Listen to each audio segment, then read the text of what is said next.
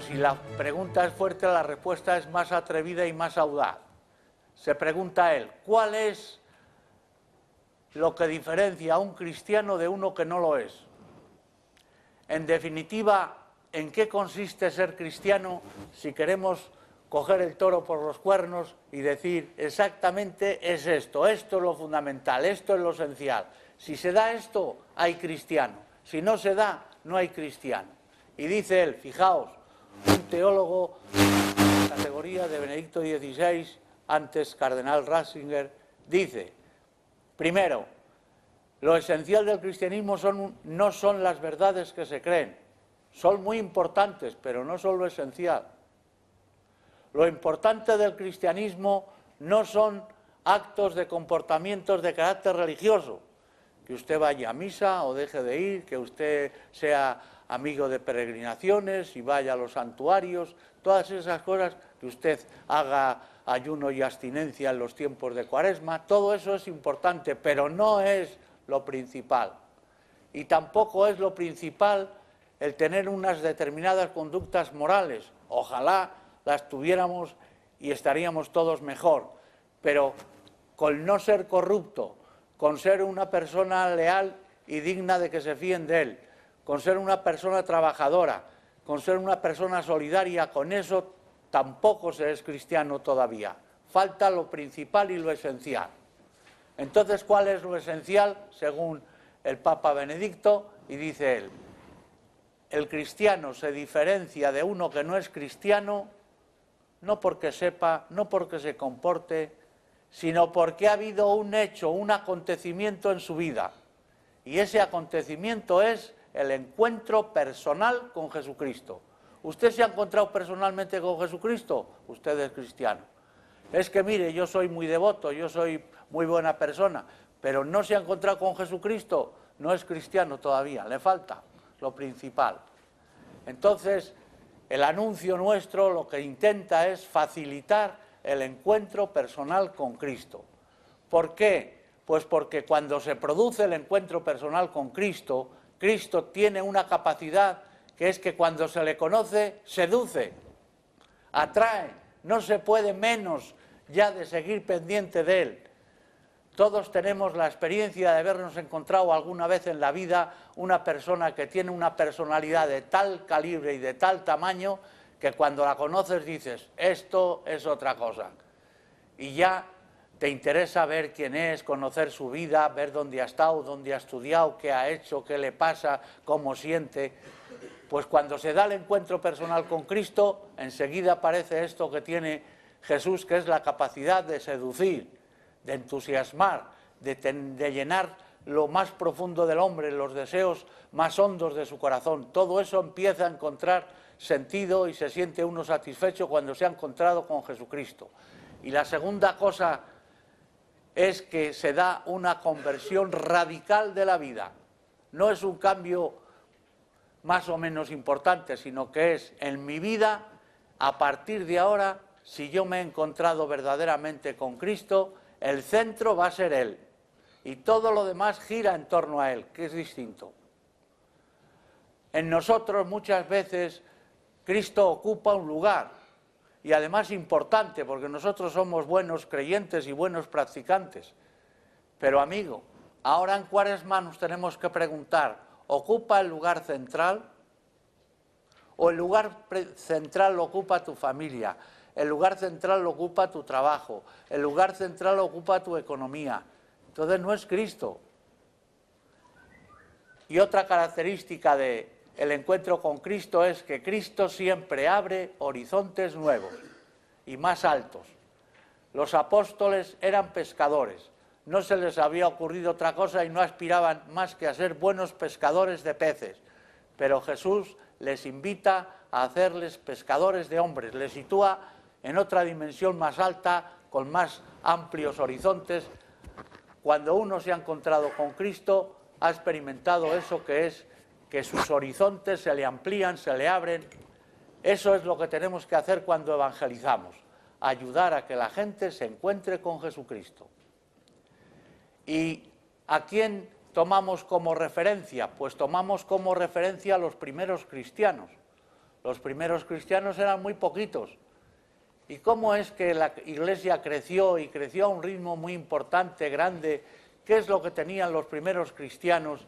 Pues cuando nos fijamos vemos que se dan unas constantes. Primero, cuando anuncian a Jesucristo, parten de una experiencia vivida. Ellos no hablan de teorías, dicen lo que en su vida les ha causado el encuentro con Cristo. Fijaos en las cartas de San Pablo. Pablo no habla de Jesucristo en general, dice: yo que estuve de perseguidor y que no era ni de lejos el más indicado, pues Él se me apareció y yo lo he visto con mis propios ojos, y Él se da cuenta de lo que empieza a significar Cristo en su vida, de cómo Cristo y la Iglesia se identifican. Recordáis que eso ya lo intuyó Él desde el primer momento, cuando le dice Jesús, al derribarle del caballo: Saulo, Saulo, Pablo, Pablo, ¿por qué me persigues? Yo no te persigo a ti, yo persigo a los cristianos. Es que se da una identificación entre Cristo y los cristianos. Cristo vive en los cristianos. Y entonces Pablo, cuando se encuentra con Cristo y va progresando, llega un momento en que dice: ya no vivo yo, es Cristo quien vive en mí. Y es Él el que me ha cambiado todo. Lo que para mí antes era una cosa despreciable y horrenda y estaba comprometido a erradicarla porque se distinguió como perseguidor, ahora se distingue como apóstol y quiere llevar el Evangelio a los gentiles, a los que no forman parte del pueblo judío, a otra cultura distinta. Primero tenemos que comunicar lo que vivimos, la experiencia. Usted cuente lo que significa Cristo en su vida, no le cuente cosas de la Iglesia, que eso es muy aburrido. Cuente usted cómo Cristo ha entrado en su vida, se la ha cambiado, empieza a dar sentido a cosas que antes para usted no tenían sentido, cómo experimenta una alegría, una paz interior, que eso era totalmente desconocido para usted. Cuéntelo, eso es anunciar el Evangelio. Segundo, dan testimonio de una certeza.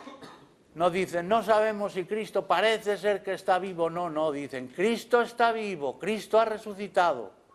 Y yo lo que tengo que anunciar no es que ha muerto, que eso ya se sabe. Lo que anuncio es que después de morir, vive resucitado, yo me he encontrado con Él. Anuncian una certeza.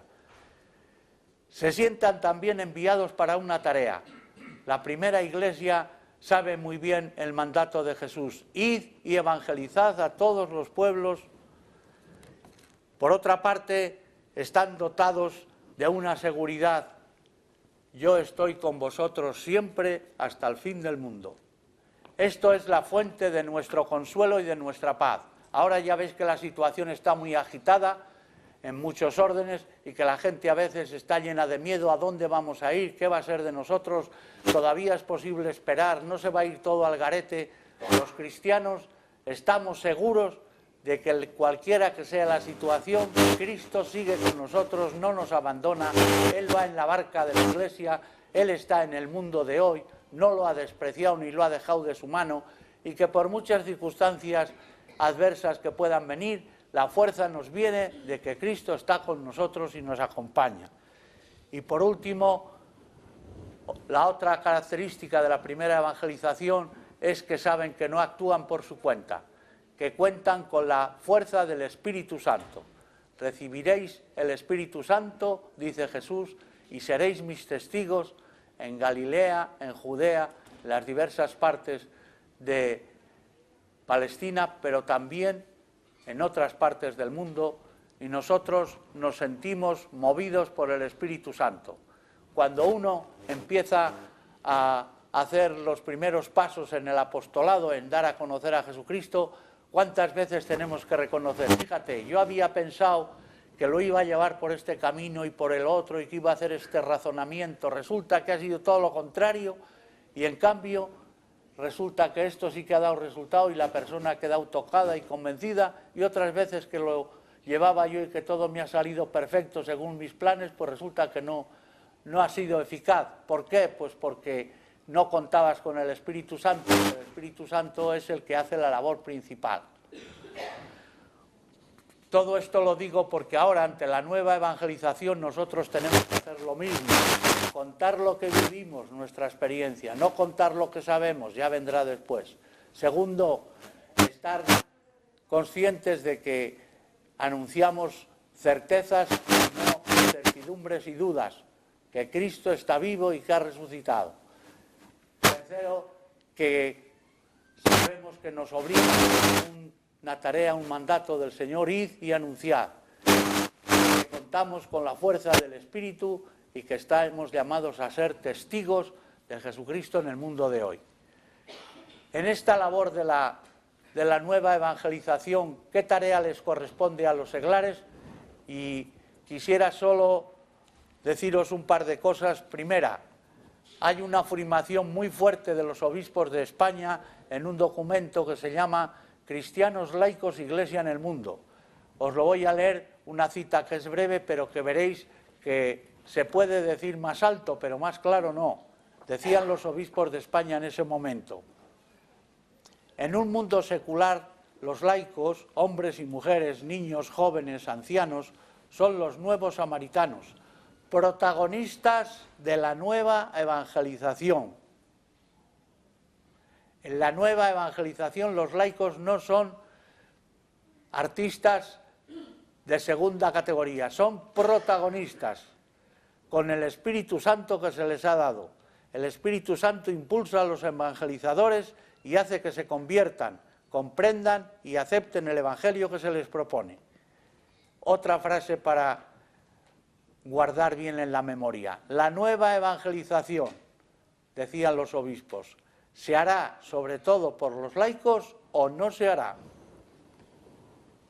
Fijaos que la frase es muy fuerte y tiene hondo contenido, y como los laicos no se sumen a esta tarea y no sean protagonistas, corremos peligro de que la nueva evangelización no tenga lugar y que haya mucha gente que no haya oído hablar de Jesucristo, que no haya visto a un cristiano. Muchas veces la cuestión no es hablar, la cuestión es vivir de tal manera que la gente se pregunte: ¿pero por qué este tío está siempre alegre, caigan chuzos o haga sol? ¿Por qué este señor no se viene abajo? ¿Por qué este señor siempre está dispuesto a colaborar? ¿Por qué parece que siente predilección por los más pequeños, por los ancianos, por los débiles? ¿Por qué su casa es una casa de puertas abiertas y no se mete y se cierra en su mundo? Y cuando se hagan estas preguntas, que tenga que contestar: porque conoce a Jesucristo, porque es amigo de Jesucristo, porque Jesucristo ha entrado en su vida. Por lo tanto, hoy en la Iglesia lo menos aconsejable para los seglares es vivir en una situación de ir tirando. ¿Y de qué tal le va? Dice: yo voy tirando. Pues hombre, eso es poca cosa. Dice también, hay una frase que yo la tengo, un miedo de pánico, cuando me dice un seglar: porque mire usted, yo bastante tengo con ir a misa los domingos, que ya ve usted que la cantidad de gente que no va, y yo voy, bastante tengo yo. Cuando usan lo del bastante tengo yo, date por muerto, porque quiere decir que ya no está dispuesto a más. Yo bastante hago con ir a misa los diarios. Fíjese usted que somos 18 o 20 las que vamos así. Bueno, pues si usted puede traer a su hermana o a su prima o a la vecina de al lado, tráigala. Está usted haciendo algo positivo, hombre. No se conforme con ir tirando ni con el bastante hago yo.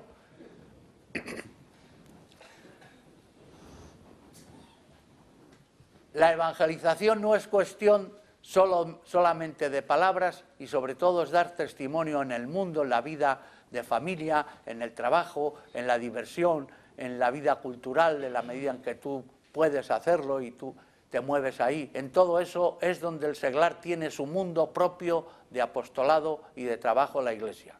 También están y estáis llamados a desempeñar un papel activo en tareas propiamente intraeclesiales. Pero lo vuestro específico es lo que el concilio llama la índole secular. Un seglar que solo trabaje en cosas de sacristía y ayude a los curas y salga a las procesiones y lleve la cruz, pues es una buena tarea, pero se ha quedado a mitad camino, porque en otros temas, como ande flojo, resulta que no está cumpliendo con su vocación de seglar. Si en su familia no es un padre de familia ejemplar, si en el trabajo no cumple de tal manera que la gente le puede tener como referencia, si no es un hombre solidario, si no colabora, pues se ha quedado a la mitad. La nueva evangelización, decía ya Juan Pablo II en Huelva en 1993, que ha llovido desde entonces, pero la cosa sigue en pie y creo que nos hace falta escucharla de nuevo. La nueva evangelización necesita también un laicado adulto y responsable. En la misión evangelizadora, los laicos tienen un puesto original e irreemplazable. Por medios de ellos, la Iglesia de Cristo está presente en los más variados sectores del mundo como signo y fuente de esperanza y de amor. No me entretengo más porque si no, no llego yo al tema de las cofradías, que es el que vosotros estáis esperando y del que yo tengo ganas de hablar. Se juntan dos cosas que son muy importantes. Las cofradías en la nueva evangelización. Uno de los rasgos más característicos de la realidad cristiana de la Iglesia en España es la riqueza multiforme de su piedad popular. Esto es una riqueza de la Iglesia en España. En otros países no la hay. ¿Qué más quisieran los franceses que tener la riqueza que tenemos nosotros de cofradías, de vivencia de la Semana Santa en las calles, en las plazas y no solo en las iglesias? ¿Qué más quisieran, incluso en Italia, que tener la riqueza de la religiosidad popular, el atractivo de los santuarios? Nosotros sabemos lo que es la peregrinación a Santiago, cómo mueve la gente, cómo cada vez más. Si ahora, que vengo yo de Galicia, apenas hay diferencia entre un año santo compostelano y un año normal, porque los peregrinos aumentan cada vez más. Cómo atraen los santuarios, la devoción popular. A mí me habían hablado de la devoción de Santander a la Virgen del Carmen. Y me habían dicho que el día de la Virgen del Carmen, por la tarde, que hay una misa y una procesión, que está todo Santander, yo no me lo acababa de creer, ¿saben? Digo, me parece que exageran. Cuando viví el día de la fiesta del Carmen, primero por la mañana en el barrio pesquero y después por la tarde en los Carmelitas y en la procesión, me enteré de que efectivamente la devoción a la Virgen del Carmen aquí es una realidad muy seria, muy extendida. Algunos me decían, no crea usted que la gente que está allí mirando como pueden mirar que pasa el circo Price. ¿Qué va? Yo me fui fijando cuando iba en la procesión y vi cómo algunos se santiguaban, cómo rezaban, cómo a algunos se les escapaba una lagrimilla pensando en la Virgen, en el amor de la Madre. La cosa es mucho más seria. Pues tenemos una riqueza que es nuestra piedad popular. Sus expresiones aparecen por doquier y configuran de forma muy concreta el ritmo de gran parte de las celebraciones del año litúrgico. Hay fiestas y fiestas populares de carácter religioso con motivo de la Navidad. En Palencia, por poner un ejemplo de mi tierra, pues el día 1 de enero se celebra lo que se llama el bautizo del niño, es una cofradía muy antigua y hay un rosario o una renovación de las promesas del bautismo y a continuación una procesión, pero que allí está medio Palencia porque el otro medio está todavía comiendo, eso es a las 4 menos cuarto. Y el medio Palencia que está se vuelca y lo vive y luego se tiran caramelos desde los balcones de la casa parroquial. Bueno, que no solo la Semana Santa, todo el año litúrgico. Luego aquí he podido ver ya en el verano tantas fiestas populares de los santuarios, de diversas advocaciones de la Virgen. Luego pude estar en la fiesta de la Bien Aparecida. El Papa Francisco ha calificado la piedad popular como espiritualidad encarnada en los sencillos y recomienda acercarse a ella con una mirada misericordiosa. Hay algunos listillos puritanos que desprecian la piedad popular y dicen que eso son cosas que son muy folclóricas y que no hay que dar lo que hay que hacer es cuidar mucho la formación y dale que te pego a reuniones y bueno, cada cosa en su sitio y ojo con despreciar unas cosas u otras. Ni son despreciables las reuniones de formación y también los cofrades las tienen que tener, ni son despreciables ni mucho menos. Ahora voy a decir una barbaridad, pero que no salga de aquí. Gracias a las cofradías y a la piedad popular, hay algunos que se pueden reunir o sobre todo que pueden salir fuera de la iglesia a leer un manifiesto o hacer otras cosas que a ellos les parecen muy importantes, porque si no fuera por la piedad popular ya habían arrasado con la presencia pública de la Iglesia, pero con estos temas no se atreven, porque se encuentran rápidamente con el pueblo masivamente que se lanza y que no consiente que toquen estas cosas. Dile tú a un sevillano que le toquen a la Macarena, ya verás tú la que te puede armar. A lo mejor no va a misa los domingos, pero ten cuidado con la Virgen Macarena, que esa es su Virgen. Pero me parece muy interesante esta postura del Papa que nos dice: para valorar la piedad popular hay que sentirse pueblo, hay que amar al pueblo sencillo y hay que valorar también sus manifestaciones. Si usted quiere un pueblo que en vez de pueblo es una élite refinada y químicamente pura, pues usted nunca va a valorar la piedad popular. Ahora, si usted se siente pueblo de Dios sencillo, si usted le transmitió la fe a su abuela cuando rezaba el rosario en familia, si a usted sus padres le ayudaron a vivir la primera comunión y le enseñaron cómo un cristiano tiene que estar pendiente de los más pobres, si eso lo ha aprendido usted en una familia sencilla, como yo lo aprendí de mis padres, que ninguno de ellos fue a la universidad, se lo aseguro yo, porque eran labradores, y mi madre fue poquísimo a la escuela porque se le daba bien lo de las labores de la casa, y en la medida que iban enfermando los abuelos, la tocó ir de casa en casa para ayudar. Pues yo estoy muy contento de la fe que me han transmitido mis padres. Y entonces, por eso no puedo despreciar la piedad popular y la fe de la gente sencilla. Dice el Papa cosas muy bonitas. Para entender esta realidad hace falta acercarse con la mirada del buen pastor, que no busca juzgar, sino amar. Pienso en la fe de esas madres al pie del lecho del hijo enfermo, que se aferran a un rosario aunque no sepan hilvanar las proposiciones del credo. El credo no se le saben de memoria, pero el rosario sí le rezan. Y le rezan junto al hijo enfermo y piden por él. O en tanta carga de esperanza derramada en una vela que se enciende en un humilde hogar para pedir a María: vamos a pasar por esta dificultad, estamos ante este aprieto, o vamos a dar gracias porque la Virgen nos ha ayudado, y encendemos una vela en casa y la tenemos allí junto a una imagen o un cuadro de la Virgen. Eso es una maravilla. O esas miradas de amor entrañable al Cristo crucificado. Recuerdo yo la muerte de un compañero mío de estudios en el Seminario Menor en Carrión, natural de Villoldo.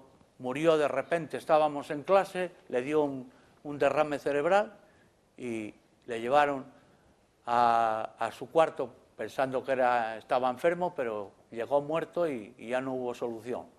Pues cuando yo vi a su padre en el entierro, que iba con el crucifijo en la mano, apretándole bien y diciendo: era tuyo, mi hijo, no me has quitado nada porque es tuyo y lo tuyo lo puedes recuperar cuando quieras. Hace falta valor para vivirlo así.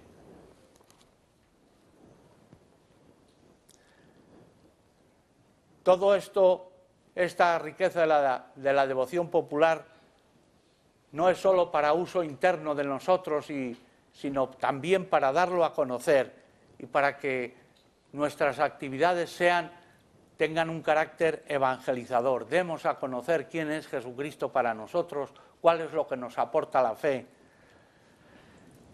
Una cofradía no es una simple asociación de personas para conseguir unos objetivos más o menos inmediatos, ni es solamente una agrupación a la que se pertenece o una serie de actividades religiosas en torno a unas imágenes veneradas. La tentación secularista pretende convertir las cofradías en solo un instrumento de acción social, utilizarlas para fines políticos, convertirlas en instrumentos de pura ostentación cultural o estética, mediante exposiciones de mantos, capas, hábitos, cruces, relicarios. En vuestra historia habéis gestado inmensa belleza e inmensa alegría, ya que la participación en esas procesiones es un generoso gesto de humanidad y una explícita confesión de fe cuando se hace con verdad interior, en silencio e incluso en anonimato.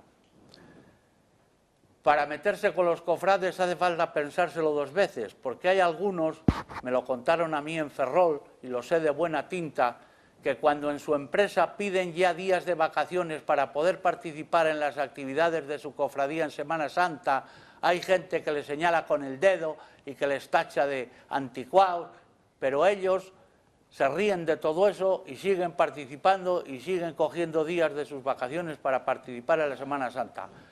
Téngalo usted un poco en cuenta y no se ría tan pronto de los que desfilan en nuestras procesiones.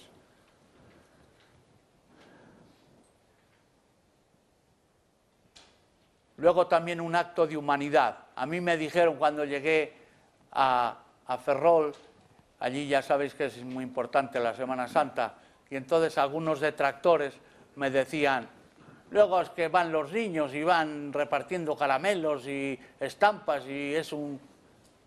Cuando yo lo vi era una cosa tan sencilla, tan humana, tan espontánea, que no rompía para nada lo que es una procesión y un desfile procesional, pero los niños son niños y era hasta un acto pues hermoso y humano el que el niño se acerque a los que están allí viendo la procesión y les dé un caramelo, pues qué mejor. Una cofradía es una forma de vivir el cristianismo, de seguir a Jesucristo, de estar en la iglesia y de caminar como ciudadanos de este mundo, de sentir el calor de una familia. Los cofrades son cofrades, cohermanos. Además de su familia de la carne y de la sangre, tienen también una cofradía, tienen hermanos, os llamáis hermanos unos entre otros, y en la cofradía debe haber ese ambiente de fraternidad. Por lo tanto, nada de rivalidades, nada de a ver quién es el que manda y a ver quién es el que lleva el estandarte, nada de olvidar a los que pueden pasar dificultades. Las cofradías tenéis que hacer obras de caridad y tenéis que vivir la caridad como la vive todo cristiano, solo que un poco más, que para eso sois cofrades. Se lo expliqué a los cofrades allí en Ferrol y lo entendieron. Empezaron, todos ya tenían, todos los tenéis, estoy seguro, por estatutos, todos tenéis que tener obras de caridad. Primero con los hermanos de la cofradía. Si hay algún hermano o hermana que pasa necesidad, hay que ayudarle. Pero también con los de fuera. Y entonces, en esta época de crisis, las cofradías tienen que demostrar que no se trata solo de coger una vela y llevarla en una procesión, sino que se trata de atender a los hermanos desfavorecidos. Hubo iniciativas diversas en las cofradías para reforzar todo este tema con motivo de la crisis. Una de las últimas iniciativas fue hacer una procesión con un trono, lo llaman allí, aquí lo llamamos paso de Semana Santa, ¿no? Pues en vez de llevar la imagen, iba sin imagen, pero la gente iba depositando alimentos no perecederos. En un breve recorrido recogieron 700 kilos de alimentos no perecederos una cofradía. A mí me gusta una frase que yo creo que es muy significativa. La pasión, que es lo que celebráis especialmente en las cofradías, la pasión, muerte y resurrección del Señor, la pasión tiene que convertirse en compasión. Tiene que ser un modo de vivir fuertemente la caridad. Es verdad que en las cofradías hay cosas que son ambiguas, que hay que purificar, que exactamente es así, y no seré yo quien lo niegue y quien corra un estúpido velo por no mentar cosas que a todos nos inquietan. Pero la verdad es que tienen mucho más de positivo que de negativo y que estamos todos en un proceso de ir eliminando lo que es circunstancial, folclórico, periférico, e ir yendo a lo fundamental y a lo esencial. Las cofradías sois un bello legado de nuestra historia como afirmación de los seglares en la Iglesia. Cuando no se había inventado el apostolado seglar ya había cofradías y estaban formadas fundamentalmente por seglares y las dirigían los seglares. Los curas son conciliarios, pero no son presidentes, que yo sepa, ni secretarios, ni tesoreros. ¿No os habíais dado cuenta de eso? Las cofradías no son clericales, son seglares. y como búsqueda de expresiones actualizadas para vuestra fe y para vuestra participación en la vida eclesial. Los cofrades normalmente y en cantidades son catequistas, gente que trabaja en Cáritas, otros que están en la visita a los enfermos y pastoral de la salud. Quiero decir que dentro de la Iglesia no sois elementos pasivos, sino que sois elementos muy activos y eso os honra como cofrades. Capítulos importantes, estamos ya en el cuarto punto. ¿Qué es lo que convendría reforzar en las cofradías? El Papa Francisco recibió a las cofradías, recién hecho Papa, era el año de la fe, y fue el día 5 de mayo de 2013. Y les señaló tres puntos que los tenéis ahí con negrita. Primero, autenticidad evangélica. Segundo, eclesialidad. Y tercero, celo misionero o ardor misionero. Voy a comentar un poco esto que son las recomendaciones del Papa Francisco, y aunque quisieras estar más tiempo, que yo os lo noto, ya no va a haber más, ¿eh? En cuanto comente esto se termina. Primero que recomienda el Papa la autenticidad evangélica, dice él, leo directamente sus palabras: la piedad popular de la que sois una manifestación importante es un tesoro que tiene la Iglesia y que los obispos latinoamericanos han definido de manera significativa como una espiritualidad, una mística, que es un espacio de encuentro con Jesucristo. Ahora viene lo bueno, lo directo, ya veréis que pronto se le entiende al Papa. Acudid siempre a Cristo, fuente inagotable. Reforzad vuestra fe, cuidando la formación espiritual, la oración personal y comunitaria, la liturgia. A lo largo de los siglos, las hermandades han sido fragua de santidad de muchos que han vivido con sencillez una relación intensa con el Señor. Caminad con decisión hacia la santidad. No os conforméis con una vida cristiana mediocre, sino que vuestra pertenencia sea un estímulo ante todo para vosotros, para amar más a Jesucristo. Así que, como veis, no anda con bromas y lo primero que va es a lo fundamental. El ser cofrade me ayuda a mí a conocer a Jesucristo. Cada vez tengo más interés por Él. Le quiero conocerle mejor, quiero vivir el Evangelio. Cada vez que llega una Semana Santa, yo doy un paso más en el conocimiento y en la adhesión a Cristo y en la amistad con Él. Segunda cosa, dice él, la eclesialidad. La piedad popular es una senda que lleva a lo esencial si se vive en la Iglesia, en comunión profunda con vuestros pastores. Queridos hermanos y hermanas, la Iglesia os quiere. Sed una presencia activa en la comunidad, como células vivas, como piedras vivas. Los obispos latinoamericanos, él acababa de ser nombrado obispo y claro, todavía le suena mucho Latinoamérica y Argentina. Dice, los obispos latinoamericanos han dicho que la piedad popular de la que sois una expresión es una manera legítima de vivir la fe y un modo de sentirse parte de la Iglesia. Esto es hermoso, una manera legítima de vivir la fe y un modo de sentirse parte de la Iglesia. Amad a la Iglesia, dejaos guiar por ella, en las parroquias, en las diócesis, sed un verdadero pulmón de fe y de vida cristiana, aire fresco. Vosotros sabéis, y si no ya os lo cuento yo, pues que ha habido gente que ha querido hacer cofradías civiles. Menos mal que se está reconduciendo las cosas, pero esos son unos pasos equivocados y mucho cuidado con la tentación. La tentación es ir a con la gente, valora lo que la gente quiere, darle solo lo más exterior, pues eso, le gusta la música, que haya desfile de trompetas de Semana Santa y que haya exposición de mantos de la Virgen y de mantos de no sé quién, nosotros no podemos quedarnos en eso. Todo eso, si nos ayuda a dar a conocer a Jesús, si nos ayuda a insertar a la gente en la Iglesia, bienvenido sea. Si no ayuda, estamos perdiendo el tiempo. Cuidado con las ayudas exteriores. Me refiero a ayudas, subvenciones y otros elementos por ahí. Tened cuidado, que el que da luego quiere. quiere reconducir y quiere mandar y quiere orientar, y entonces no os recomiendo yo. Los obispos somos muy malos, somos muy inútiles, pero en estas cosas no sé por qué tengo yo que entendemos algo más que los gobernadores civiles, que ya no los hay. Pero vosotros, en lugar de gobernadores, ponéis todo lo que hay hoy.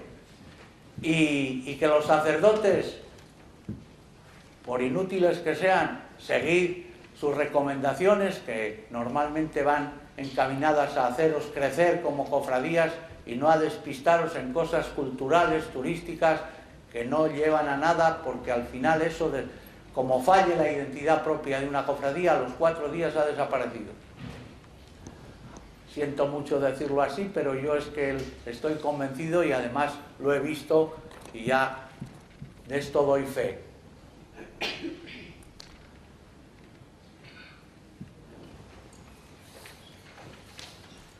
Os perdono unos cuantos folios, ¿eh? Ardor misionero, dice el Papa. Como el Papa Francisco habla tan directamente y tan claramente, buena gana de comentarlo yo, que lo puedo estropear. Os digo sus palabras, las recogéis bien, procuráis llevarla a la práctica y ya veréis qué buenos consejos da. Tenéis una misión específica e importante, que es mantener viva la relación entre la fe y las culturas de los pueblos a los que pertenecéis, y lo hacéis a través de la piedad popular. Cuando, por ejemplo, lleváis en procesión el crucifijo con tanta veneración y tanto amor al Señor, no hacéis solamente un gesto externo, indicáis la centralidad del misterio pascual del Señor, de su pasión, muerte y resurrección que os ha redimido. E indicáis primero a vosotros mismos y también a la comunidad que es necesario seguir a Cristo en el camino concreto de la vida para que nos transforme. Del mismo modo, cuando manifestáis la profunda devoción a la Virgen María, señaláis al más alto logro de la existencia cristiana, a aquella que por su fe y su obediencia a la voluntad de Dios, así como por la meditación de las palabras y las obras de Jesús, es la perfecta discípula del Señor.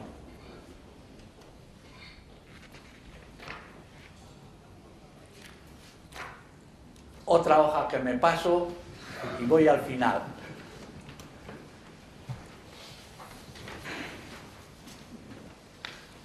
El rasgo más gozoso de la Iglesia es darse cuenta de que estamos en medio de una nueva evangelización.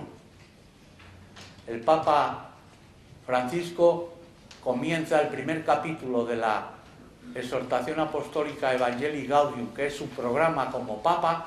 Empieza el primer capítulo hablando de la alegría de evangelizar. Mientras no experimentemos que lo de anunciar a Jesucristo, hablar de Él, dar testimonio de Él con nuestra vida, es la fuente más grande de gozo que hay para un cristiano, mientras creamos que el apostolado es una obligación, es una carga, tengo que hacerlo porque no me queda más remedio. No, mientras no experimentes el gozo y la alegría de poder dar a conocer a otros a Jesús, de poder compartir con otro cómo está viviendo Él. Ayer mismo estaba con un señor que estuvo unos cuantos años alejado de la Iglesia, pero que luego ha vuelto, y Cristo para él es alguien y significa algo muy importante y quiere conocerle. Estuvimos hablando un rato de cuáles eran las dificultades que él encontraba, cómo las había vivido yo, por dónde encontrábamos el uno y el otro camino para nuestras dudas y para nuestras cosas. Por ejemplo, me decía él, es que algunas veces pienso yo, ¿y no será todo esto de la vida eterna? Y todo esto es una ilusión que me hace mucho bien a mí, pero que no es verdad. Dijo, pues hermano mío, ese problema y esta tentación la tenemos todos, también el obispo. No creas tú que el obispo lo tiene todo tan claro. Pero a mí me ayuda mucho, y le fui diciendo, pues mira, un capítulo que me ayuda a mí mucho es pensar y leer el Evangelio. El Evangelio y las actuaciones de Jesús desbordan de tal manera que no hay ser humano capaz de eso. Y empezamos a comentar la parábola del Hijo Pródigo. ¿Tú crees que un hombre puede hablar de Dios Padre como habla Jesús en la parábola del Hijo Pródigo? ¿Tú crees que un padre al que le dice a su hijo, dame la parte de la herencia porque ya te has muerto para mí y ya quiero heredar y olvídate y te borro de mi vida? Un padre que eso le dice al hijo pequeño, que luego le venga a decir que en fin, perdóname porque yo quiero, porque ya como un jornalero, y el padre nada de eso, no le deja terminar. Para mí, hijo, siempre hijo, te habrás marchado, vendrás ahora, pero para mí, hijo. Y mira, lo importante es que para mí estabas muerto y ahora te tengo vivo. Y por lo tanto, celebrémoslo, dejemos luego a ver si vienes arrepentido, si no vienes, si vas a volver, si no vas a revolver. Un padre de esa categoría, ¿se le puede ocurrir a alguien humano o tiene que ser algo más que un hombre para pintar esa situación? Con el hijo mayor, al principio todos hemos pensado en el hijo pequeño, qué calamidad, pero luego piensas en el hijo mayor y es una calamidad peor. Porque así lo vemos nosotros allí, más reflejados. Nosotros normalmente somos de los que nunca se han ido de la casa, y nunca han dejado al padre, ni le han dicho que le dé herencia, ni nada. Nosotros somos de los hijos fieles. Pero vamos, que venir su hermano y en vez de alegrarse, no querer entrar en la fiesta y echarle en cara y no le reconoce y dice, ese hijo tuyo, pero hombre, por Dios, diría el padre, ¿no te das cuenta que si es hijo mío y tú eres hijo mío, entre los dos sois hermanos? Convendría que te alegraras. Es que nunca me has dado un cabrito para celebrarlo con mis amigos. Todo lo mío es tuyo, si ahí lo tenías, ¿por qué no lo has cogido? Dice el padre. Un padre a esta altura que sabe sobreponerse por encima y le da sopas con onda al menor, al mayor y a todo el mundo. ¿Tú crees que eso puede ser un invento de los hombres o eso? Otra cosa que a mí me ayuda mucho, ver la actuación del Espíritu Santo en la Iglesia ahora mismo. Le decía yo, mira, para mí los papas que he conocido, todos son un milagro. Cuando murió el Papa Pío XII, que yo era un niño, un seminarista menor, aquella figura alto, delgado, todo de blanco, abría los brazos así, en las fotos, hablaba a los farmacéuticos y les hablaba de los problemas morales que tenían las últimas investigaciones en farmacia, hablaba a los periodistas, les hablaba de los problemas éticos suyos.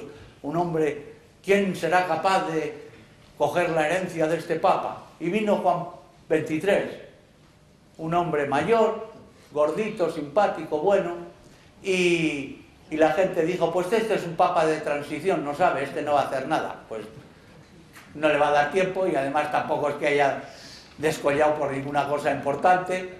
Jolín con el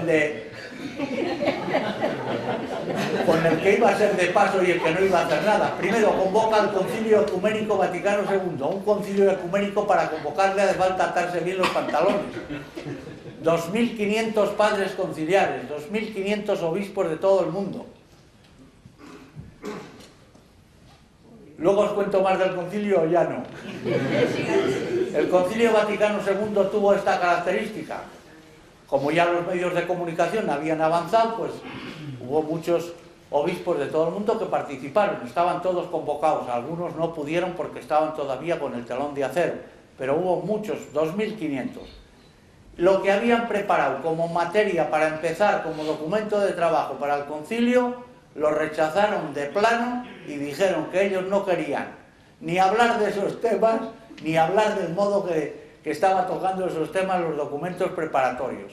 Veis el lío que se prepara en el concilio cuando 2.500 se ponen a decir lo que les gustaría a ellos que fuera el concilio, cómo desarrollar los temas. Allí se habló de 25.000 cosas. Menos mal que hubo dos con peso extraordinario para encauzar la cosa, y no estamos todavía en los preámbulos. El cardenal Montini y el cardenal Suenes, que cada uno con una formulación, pero al final venían a coincidir en esto. El concilio no puede hablar de 18.000 temas de una manera deslavazada, que no se sepa de qué va. Hay que coger un hilo conductor, hay que coger un tema central. Y este tema central nos parece a nosotros que tiene que ser hoy la Iglesia. Una Iglesia que se mira a sí misma en el espejo del Evangelio y que se reforma, y una Iglesia que mira al mundo y que en vez de descalificar y condenar, entra en diálogo con él. Tenéis las dos constituciones fundamentales del Vaticano II. La Lumen Gentium, que habla de la Iglesia que se mira a sí misma en el espejo del Evangelio y se reforma, y la Gaudium et Spes, la Iglesia que mira al mundo moderno y entra en diálogo con él y habla de los temas fundamentales. Segundo tema que plantea el bendito y ya santo Juan XXIII. Reforma del Código de Derecho Canónico, que es la ley de la Iglesia, que es por lo que nos regimos todos, y que reformando eso ha reformado todo. Eso, un papa que era de transición. Muere Juan XXIII y viene Juan Pablo I, no, Pablo VI. Con el lío que había en el concilio, pues Dios, que es un Padre misericordioso, a Juan XXIII se le llevó nada más comenzar para que no sufriera demasiado. Pero se necesitaba uno capaz de encauzar todo aquello que era un río de cosas.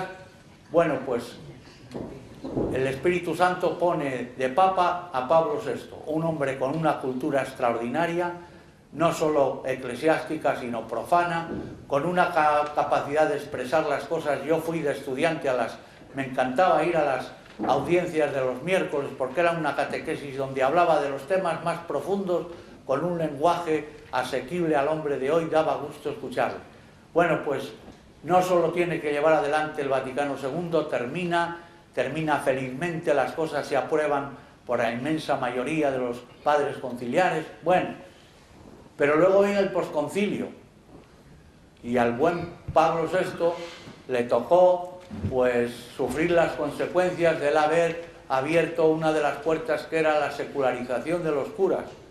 Entonces él vio que lo que él entreabrió, que aquello se había abierto de par en par y que se estaban desmadrando las cosas, bueno, pues sufrió lo suyo al final. ¿Quién vendrá después de Pablo VI? Pues vino Juan Pablo I. Estuvo un mes, como la cosa había sido muy trágica al final de Pablo VI, sonrió un poco y se marchó porque no tenía más que hacer. Y necesitábamos a un Juan Pablo II. Un papa, primero, de 58 años.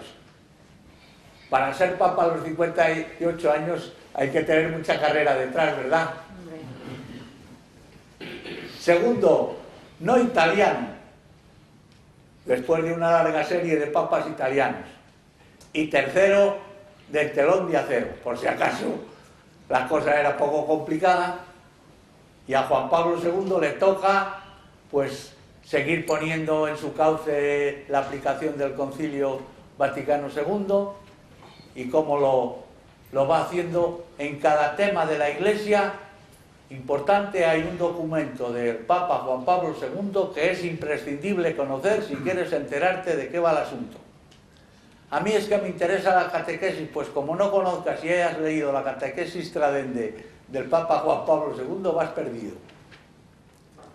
A mí es que me gusta la pastoral familiar, pues tienes que leerte la Familiaris Consortio de Juan Pablo II, porque esa es fundamental para cualquier cosa. En la evangelización, no sé si lo habéis notado, pero el Papa Francisco vuelve de vez en cuando a Pablo VI y vuelve a Juan Pablo II, porque Pablo VI tiene la Evangelii Nunciandi, que también es un tesoro, que por mucho que pasa el tiempo, en vez de perder actualidad, cobra más importancia. Bueno, pues Juan Pablo II. Muere Juan Pablo II. Eligen a Benedicto XVI. Un cardenal alemán, que dijimos, vaya la que nos ha caído. Este nos va a meter en cintura a todo el mundo y va a empezar a disciplina de la Iglesia para acá arriba y para acá abajo. Además, que ha estado en la congregación para la fe, la propagación de la fe, la defensa de la fe, y por lo tanto que conoce todo lo de la Iglesia, lo bonito, pero también lo más horroroso. Fijaos si conocía bien las cosas que estaban ocurriendo en los legionarios de Cristo, que lo propio fue tomar posesión y le dijo al fundador, usted hacer penitencia y déjese de historias, y la congregación que ha fundado la voy a retomar yo y la voy a poner en orden, porque usted ha preparado cada cosa.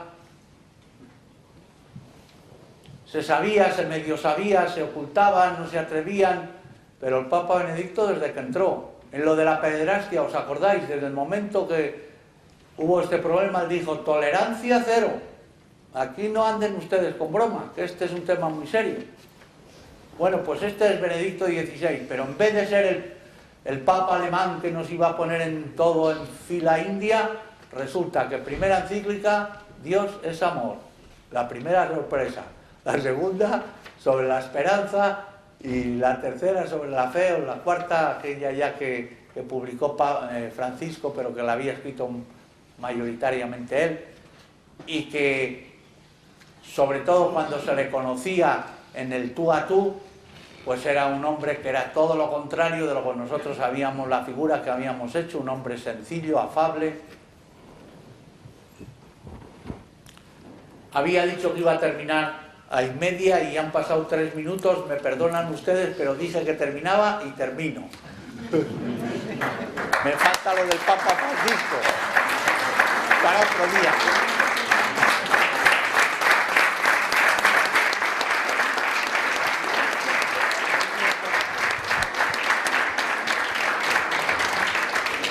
¿Hay un poco de tiempo para alguna pregunta o cortamos? ¿Sí?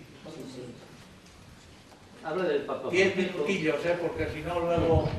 No, habla de la última, digo que la última de Benedicto XVI, el Venerable, es cómo ofrece su disponibilidad. Esa es la última. La última de Benedicto XVI fue... Como su remisión, digamos, ¿no? Su renuncia. Esa es la última, gran regalo de Lo de la renuncia, pues cuando se planteó, cuando Juan Pablo II ya estaba muy mal, estaba en una silla de ruedas, a veces intentaba hablar y no podía, y ¿por qué no renuncia? Él dijo una frase que es necesario que la tengamos muy en cuenta. Cuando estaba en silla de ruedas le preguntaron ¿por qué no renuncia usted? Y dijo, porque la Iglesia no se gobierna con los pies, sino con la cabeza.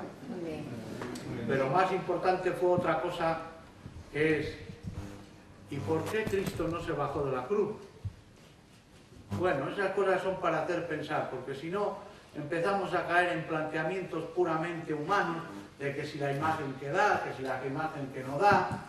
Bueno, déjate de imágenes y tú mira a ver lo que hay por dentro. Pero el tema de la renuncia de un papa, pues es un tema muy complicado. Ahora mismo lo podemos ver fácilmente. Si lo que dice Francisco se contradice con lo que dice, que en vez de estar callado y rezando estuviera hablando, como diga cosas que se contradicen entre un papa y otro, ¿a quién seguimos? Pero amigo, él lo había estudiado muy bien, sabía cuál era su posición y dijo, yo me renuncio a ejercer el ministerio porque no me siento con fuerzas ya para hacerlo, pero mi sitio es callar y rezar.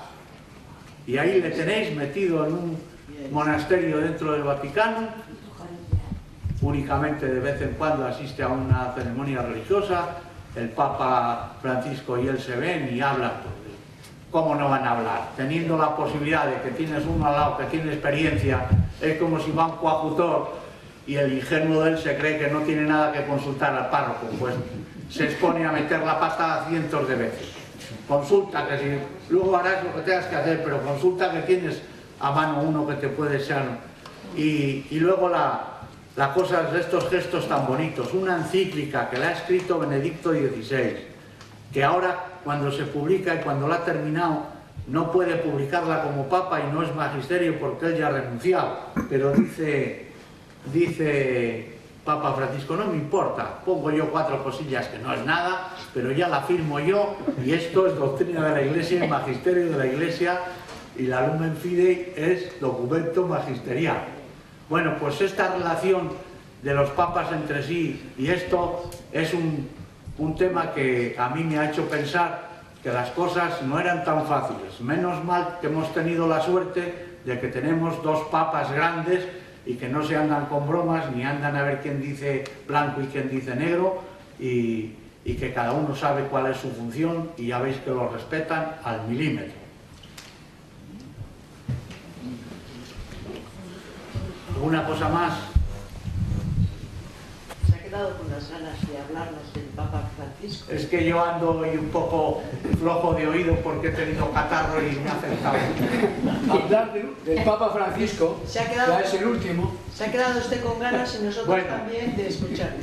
Pues como estábamos acostumbrados a papas europeos, ahora uno que no es europeo. Resulta que los periodistas tenían preparadas en el último cónclave 20 biografías de cardenales y estaban seguros de que alguno de esos tenía que ser el Papa. Pues no aceptaron tampoco. Y salió Bergoglio que algunos le habíamos descartado, yo también, ¿saben? Porque había pensado, con pensamiento humano, claro, se me había escapado que el Espíritu Santo es el que elige a los papas y no los cardenales. Y yo pensaba, ¿cómo van a elegir a uno mayor que renuncie también y nos encontramos con dos eméritos? ¿Y cómo va a ser esto? ¿Elegirán a uno joven? Pensé yo equivocadamente, pero se ve que el Espíritu Santo andaba por otros derroteros y salió uno mayor. Y pensábamos que iba a salir europeo, pero salió latinoamericano. Bueno, esto es un toque de atención. Hay gente, desgraciadamente, dentro de la Iglesia que no acaba de digerir lo del Papa Francisco porque no ha caído en la cuenta que es latinoamericano. Pero hombre, por Dios, pero no se da cuenta usted que no es europeo. No le juzgue con las categorías europeas, que él es latinoamericano, ha vivido otras cosas, viene de otra iglesia, tienen otros problemas. No le juzgue usted así, porque así ya se pone enfrente de entrada y es que la cosa es muy complicada. Vamos, que no tenga dificultades con los de fuera y las tenga con los de dentro, ya solo nos faltaba. Primero latinoamericano y segundo jesuita, es religioso. Él está acostumbrado a la vida de comunidad, él está acostumbrado a una vida radical del Evangelio. Los religiosos no se hacen religiosos para vivir mediocremente, sino que se hacen con ganas de seguir de cerca a Jesucristo y de comprometerse con los votos de pobreza, de castidad y de obediencia. ¿Os acordáis cuando dice, no, quiero vivir en los apartamentos pontificios? Y toda la gente diciendo que es que quería huir del lujo y no sé qué. Dijo, no señor, hombre, si es más fácil. Es que yo estoy acostumbrado a vivir con gente y a mí me encierras allí y me muero a los 3 días. Si donde estoy yo no es que haya tanta diferencia ni de lujo ni de no lujo, es que yo necesito gente, hombre. A mí ahora, os imagináis, con la relación que tengo con la gente, de repente me dicen que papa y me meten allí en 4 habitaciones y me cierran y me han hecho la Pascua.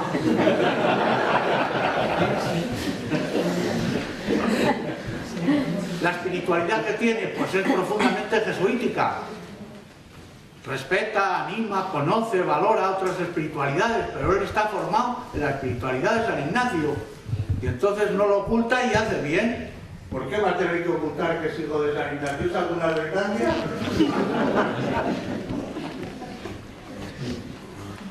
Yo cuando me encuentro a un jesuita que me habla de no sé cuántos años, de ayer o de hoy, pero se le olvida hablarme de San Ignacio, me llevo un disgusto. En cambio, cuando oigo a un jesuita que habla bien de San Ignacio, me encanta. Es que tiene que hablar de lo suyo. Bueno, pues lo del Papa Francisco ya lo ves, y él ha puesto sobre todo un subrayado que es que la Iglesia hoy tiene que salir hacia afuera. Pero fijaos que es complementario con lo de Benedicto. Benedicto XVI terminó proclamando el año de la fe, ¿os acordáis? Lo dijo en Alemania delante de sus paisanos y de los obispos, hermanos suyos y compañeros, sin dolerle prendas y sin un pelo en la lengua. Les dijo, la Iglesia alemana, que se caracteriza por la organización, porque todo está perfecto, todo cuadriculado, les dijo, el problema de la Iglesia hoy no es cambiar estructuras. El problema de la Iglesia hoy es que la fe está adormecida. Hay que espabilar la fe, hay que creer en Jesucristo, hay que ir a lo esencial. Por eso decía lo del encuentro con Cristo. Bueno, pues en Alemania lo dijo y luego proclamó el año de la fe y a todos nos puso en tensión para darnos cuenta que la fe que estamos viviendo es una fe débil. Ese es el problema mayor que tenemos. Que en el ambiente en que nos toca vivir, pues en vez de reforzar y salir Y anunciar, pues nos encogemos, nos da vergüenza hacer una señal de la cruz en la calle y no nos vean. Cuando se habla de no sé qué, yo no digo un criterio cristiano, no me vayan a decir que tal o que cual. Bueno, pues Benedicto XVI dijo, en este momento hay que reforzar la fe y vivirla mejor, más intensamente, año de la fe. Pero ha venido Francisco y ha dicho, la fe cristiana no es para vivirla nosotros solos y estar mirándonos lo guapos que somos y los ricos, sino que es para comunicarla, tenemos que anunciarlos a los demás. Y dice este matiz que os decía yo al principio, con alegría. Si hacemos un anuncio de la fe, en que se ve que a nosotros ni fu ni fa, que lo hacemos porque nos han mandado y porque estamos puestos por el ayuntamiento para eso, pues no tenemos ningún éxito de nada. Ahora, como hables de algo que llevas dentro, que a ti te entusiasma, que tú vives, y luego nos pasa eso también en la vida normal. Yo cuento algunas veces esto que me pasó a mí también en Roma. El último día del mes, el último domingo de mes, los museos eran gratis, ¿te acuerdas? Pues los museos vaticanos. Pues yo iba una mañana de domingo ese a ver, y yo iba con la idea de ver pintura, escultura. Mira que sarcófagos. En la primera planta está lleno de sarcófagos y estaba un profesor franciscano con su hábito y sus alumnos de arqueología sagrada explicándole los sarcófagos. Me puse yo allí porque caí y el tipo lo hacía tan bien que me cogió el interés y estuve toda la santa mañana sarcófago. Hablaba explicando las cosas, explicando los símbolos. ¿Esto por qué? ¿Esto qué siglo es? Los alumnos intervenían. Hacía una cosa que a él la llevaba tan dentro y le gustaba tanto que lo contagiaba a los demás. A mí no me importaba para nada. Luego, corriendo el tiempo, resulta que le volví a ver al franciscano este. Era de Valladolid. De aquí decía hablar en italiano para los alumnos. ¿Cómo iba yo a pensar que era de Valladolid?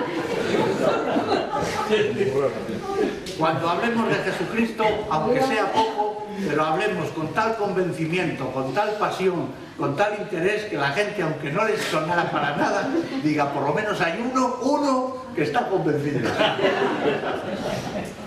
Y parece que luego va. Ya nos vamos, que es muy tarde.